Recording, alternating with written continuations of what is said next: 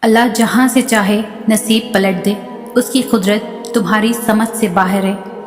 آپ کی دعائیں وہ سب کر سکتی ہے جو آپ کا مقدر نہیں کر سکتا۔ بس پھر صبر کرو اور دعا کرنا کبھی بھی مت چھوڑنا۔ پھر دیکھو تم اپنی دعاؤں سے وہ بھی پالو گے جو تمہارا نہیں۔ اور یقین رکھتے ہو تو حالات سے نا امید مت ہو، کیونکہ معجزے یقین والوں کے لیے ہوتے ہیں۔ تو پھر ڈرو مت، تم جہاں کہیں بھی ہو اللہ تمہارے ساتھ ہے۔ اور جب صبر کرنے والے درد سے اللہ کو پکارتے ہیں تو وہ ان کے دلوں کو ٹھنڈا کر دیتا ہے اور انہیں ہر گھٹن سے آزاد کر دیتا ہے۔ تمہارا کام بس دعا کرنا ہے، اسباب وہ خود بناتا ہے۔ وہ جلد ہی تمہیں یوں خوش کر دے گا کہ تم پھر سے جی اٹھو گے۔ ہماری زندگی میں آنے والی اور ہونے والی ہر چیز میں اللہ کی حکمتیں چھپی ہوئی ہے۔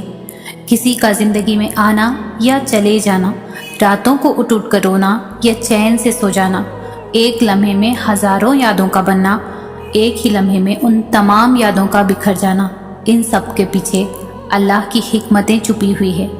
ہمیں لگتا ہے یہ ایسے کیوں ہوا، وہ ویسے کیوں ہوا، طرح طرح کے سوال روزانہ ہمارے دماغ پر سوار رہتے ہیں، لیکن ہم یہ بھول ہی جاتے ہیں جس نے یہ کائنات بنائی ہیں وہ ہر حال سے باخبر ہے۔ انسان کے تقدیر میں، قسمت میں جو چیز اس رب نے لکھ دی ہے وہ ہونی ہے، مطلب ہونی ہے۔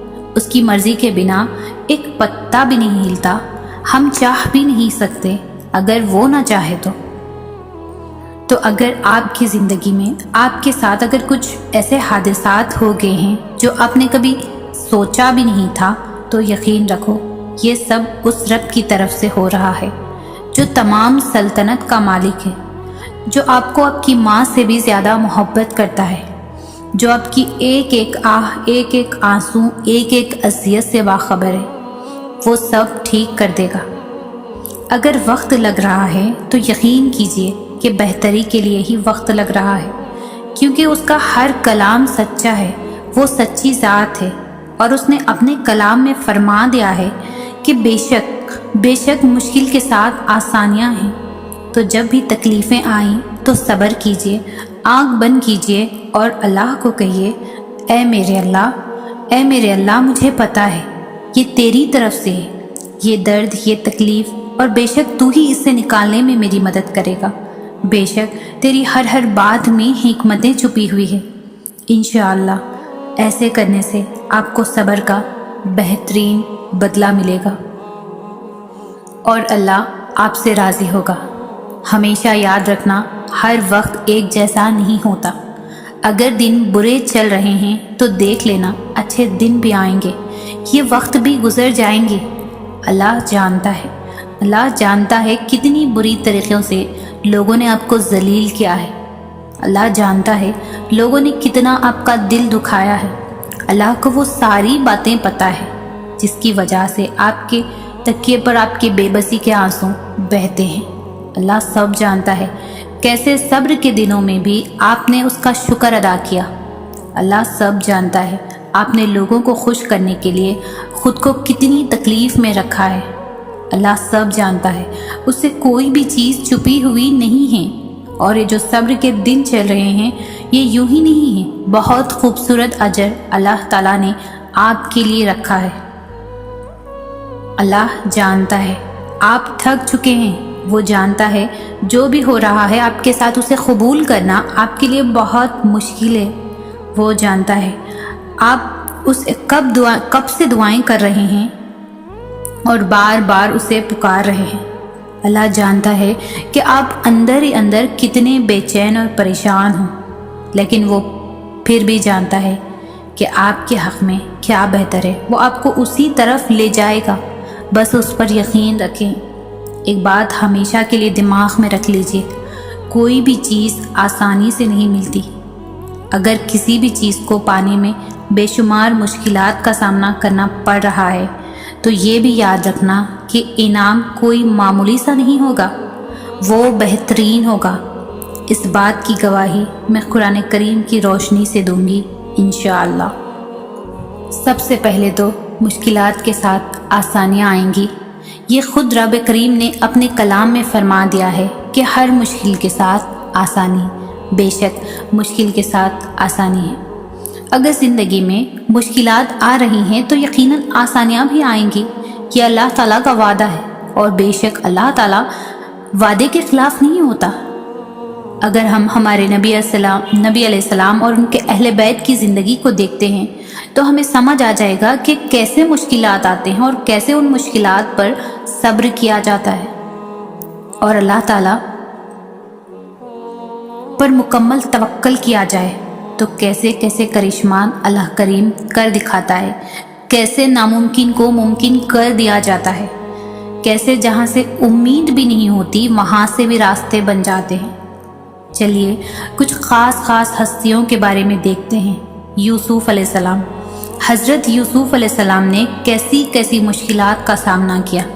بچپن سے ہی مشکلات نے انہیں گھیرا، سگے بھائیوں نے ان کے ساتھ دغا کی، غلام بن کر بچپن نکالا، بے قصور ہو کر قید میں رہے، غلام بن کر مصر کے بازار میں نیلام ہوئے، برسوں تک اپنے والد صاحب سے جدا رہے، لیکن ایک پل کے لیے بھی اللہ تعالیٰ کی نافرمانی نہیں کی، نہ ہی شکوہ شکایت کی، صبر اور توکل کے ساتھ زندگی بسر کرتے رہے، اور پھر اللہ تعالیٰ نے بھی اپنا وعدہ پورا کیا۔ جس مصر کے میدان میں غلام تھے وہاں کی سلطنت انہیں ملی اور وہاں کے مالک بن گئے۔ برسوں کے بعد اپنے والد سے ملے۔ بی بی ہاجرہ علیہ السلام۔ بی بی ہاجرہ علیہ السلام جنہیں ابراہیم علیہ السلام اپنے چھوٹے سے بیٹے اسماعیل علیہ السلام کے ساتھ ریگستان میں چھوڑ کر چل دیے کیونکہ اللہ تعالیٰ کا حکم تھا۔ آپ نے فرمایا کہ کیا اللہ کا حکم ہے یہ؟ ابراہیم علیہ السلام نے ہاں میں جواب دیا۔ اس کے بعد بی بی ہاجرہ نے ایک بھی سوال نہیں کیا اور چپ چاپ اپنے بیٹے کو لے کر وہاں سے نکلی اور پانی کی تلاش میں ادھر ادھر گھومنے لگی۔ اسماعیل علیہ السلام کا بھوک سے پیاس سے برا حال تھا۔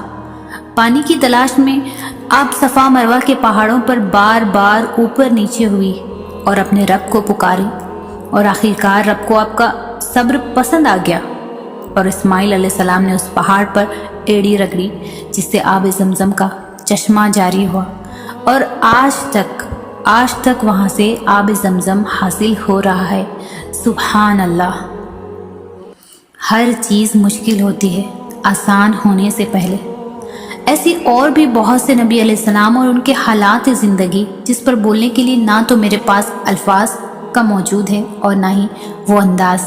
بس اس بات کو دھیان میں رکھیے، کوئی بھی چیز ہو زندگی میں آسانی سے حاصل نہیں ہوتی۔ قیمتی چیزیں، اچھی چیزیں وقت مانگتی ہیں، اور انہیں بہتر انداز میں پانے کے لیے آپ کا ایمان، صبر اور توکل مانگتا ہے۔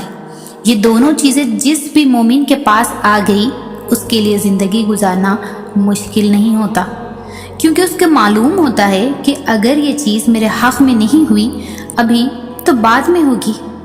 میرے رب کے یہاں دیر میں خیر ہے۔ اگر اندھیری کالی رات ہے تو خوشنما صبح بھی جلد ہوگی، اگر دکھوں کے ڈیرے ہیں تو خوشیوں کے سویرے بھی جلد آئیں گے، اگر دل ٹوٹا ہے تو جلد جڑ بھی جائے گا، اگر مشکلات ہی مشکلات ہے تو آسانیاں بھی آ ہی جائیں گی، کیونکہ یہ میرے رب تعالیٰ کا وعدہ ہے جو اپنے بندوں سے کہ ہر مشکل کے ساتھ آسانی ہے، اور مجھے میرے رب پر پورا یقین ہے۔ جب قدرت ہمارے من چاہے چیزوں سے محروم رکھتی ہے یا ہمیں دے کر واپس لے لیتی ہے تو ایسا نہیں ہوتا کہ ہم دنیا کی ہر نعمت سے محروم کر دیے جاتے ہیں۔ ہمارے ہاتھ میں کچھ بھی نہیں آتا، بدلے میں ہمیں ہمارے سوچ سے زیادہ دیا جاتا ہے، لیکن انسان کی فطرت میں ہے لا حاصل کے پیچھے بھاگنا، جو نہیں ملا اسی کے پیچھے بھاگنا، اس لیے ہم اس پر راضی ہی نہیں ہوتے جو ہمیں دیا گیا ہے، اور اس کی شکایتیں کرتے رہتے ہیں جس سے ہم محروم ہیں۔ اگر ہم حاصل پر راضی ہو جائیں اور لا حاصل کو رب کے سپرد کر کے حاصل اور لا حاصل دونوں پر اس کا شکر ادا کریں تو شاید وہ ہمیں وہ بھی دے دے جو اب تک ہماری خواہش رہا، کیونکہ وہ کہتا ہے اگر تم شکر کرو گے تو تمہیں اور دیا جائے گا، اور بلا شبہ وہ اپنے اقوال کا سچا ہے۔ زندگی میں آنے والا کوئی بھی انسان بے مقصد نہیں آتا اور ہر انسان ہمیشہ آپ کے ساتھ رکتا بھی نہیں ہے۔ کچھ لوگ ایسے ملتے ہیں جو آپ کے ساتھ زندگی بھر کے لیے جڑ جاتے ہیں، اور کچھ لوگ ایسے جن کے ساتھ ایک مدت تک کا سفر ہوتا ہے، پھر راستے الگ ہو جاتے ہیں۔ کچھ لوگ اچھے ملتے ہیں تو کچھ لوگ آپ کو توڑ دیتے ہیں، لیکن ہر انسان اپنے ساتھ کوئی نہ کوئی سبق لے کر آتا ہے۔ جس طرح ہر غلطی اپنے ساتھ کوئی سبق دے کر جاتی ہے، لوگ آتے ہیں جاتے ہیں، یہ سلسلہ ہے۔ تو جب کوئی زندگی میں ایسا آئے آپ کے ساتھ ہمیشہ کے لیے جڑ جائے تو آپ اللہ کا شکر ادا کریں۔ جب کوئی ساتھ چھوڑ جائے، جو سبق وہ آپ کو پڑھا گیا بس اس سبق کو یاد رکھیں، تاکہ زندگی میں دوبارہ آپ سے وہ غلطی نہ ہو جو آپ اس کے آنے پر کر بیٹھے تھے، تاکہ اب دوبارہ اس طرح سے نہ توڑے جائے جیسا کہ پہلے توڑے گئے تھے۔